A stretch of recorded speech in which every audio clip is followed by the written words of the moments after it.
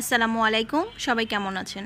আমি সোনিয়া আফরিন চলে এসেছি দুপুরের ঝটপট রেসিপি নিয়ে। আজকে আমি রান্না করব লইট্টা মাছের বোনা।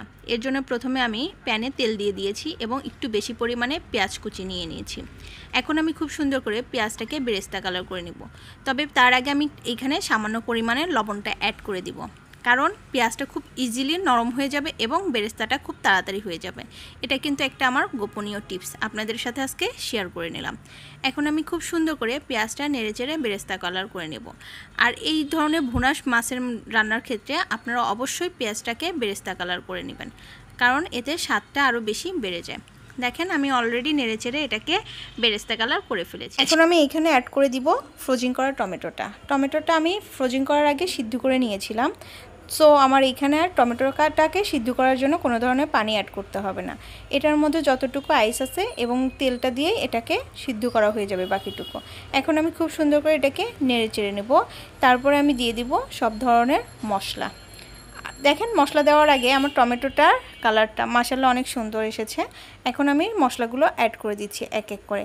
আর মশলার ক্ষেত্রে আমি কিন্তু স্পেশাল কোনো মশলা অ্যাড করছি না, নর্মাল যে মশলাগুলো দিয়ে আমি রান্না করি সেগুলো। এখানে দিয়ে দিয়েছি আধা চা চামচের মতো ধনিয়ার গুঁড়া, আধা চা চামচের মতো হলুদের গুঁড়া, আর দিয়ে দেব একটু বেশি ঝাল অর্থাৎ 1 চা চামচের মতো ঝাল লাল মরিচের গুঁড়া, কারণ এই রেসিপিটা একটু ঝাল ঝাল হলেই বেশি মজা লাগে আর আমি একটু ঝাল বেশি পছন্দ করি তাই। এখন আমি খুব সুন্দর করে এটাকে নেড়েচেড়ে মিক্স করে নিব আবার।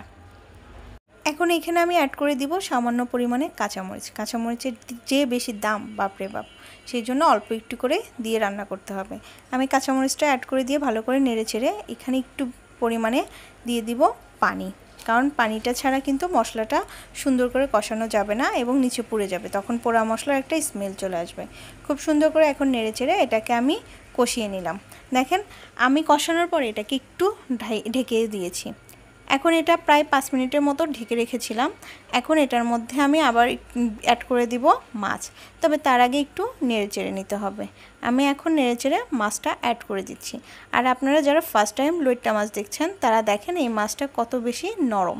সো এই মাছটা রান্না করার জন্য অবশ্যই অল্প পানিটাই অ্যাড করতে হবে। আমি এখন মাছটা দিয়ে আবার নেড়েচেড়ে এটার মধ্যে সামান্য পরিমাণে ঝোল বা পানি অ্যাড করে দিব। দেখেন এখন আচ্ছা, আমি এখানে কিন্তু আদা রসুন বাটাটা অ্যাড করতে ভুলে গেছিলাম, সেজন্য সেটাও অ্যাড করে দিলাম। রান্না করতে করতে কত কিছু ভুলে যাই। দেখেন এখন খুব সুন্দর করে মিক্স করে এটার মধ্যে আমি দিয়ে দিব পরিমাণ মতো পানি। আমার দাদি বলতো মশলাটা যত সুন্দর করে কষাবা তরকারি তত বেশি টেস্ট হবে। সো আমি দাদির কথাটা অনেক ক্ষেত্রে ফলো করি। এখন আমি খুব সুন্দর করে এটাকে কষিয়ে নিয়েছি আর পরিমাণ মতো পানি দিয়ে দিয়েছি। আমার শাশুড়ি আম্মা বলে বেশি পানি দিয়ে সিদ্ধ করলে তরকারির টেস্টটা চলে যায়, সেই জন্য পরিমাণ মতো আমি পানিটা দিয়ে দিলাম। গুরুজনদের কথা মতো চললে দেখা যায় যে শুধু জীবনটা না, সব ক্ষেত্রে আপনি সাকসেস অর্জন করবেন। তা এখন দেখেন এখানে প্রায় আমি 1 কাপের একটু বেশি পানি অ্যাড করে দিয়েছি। এখন এটাকে খুব সুন্দর করে আমি ঢেকে দেব। এখন ঢেকে দেওয়ার পরে আমি এটাকে আবার তুলে ফেলছি। দেখেন নিচ দিয়ে একটু লেগে যাচ্ছে আর মাছগুলো কিন্তু ছেড়ে ছেড়ে যাবে। আবার যারা ফার্স্ট টাইমে রান্না করছেন তারা কিন্তু ভয় পাবেন না, কারণ এই মাছটা একটু ছেড়ে ছেড়েই যায়, ম্যাক্সিমাম মাছগুলো খুলে যাবে। সামুদ্রিক মাছগুলো ম্যাক্সিমামই এরকম নরম প্রকৃতির হয়ে থাকে।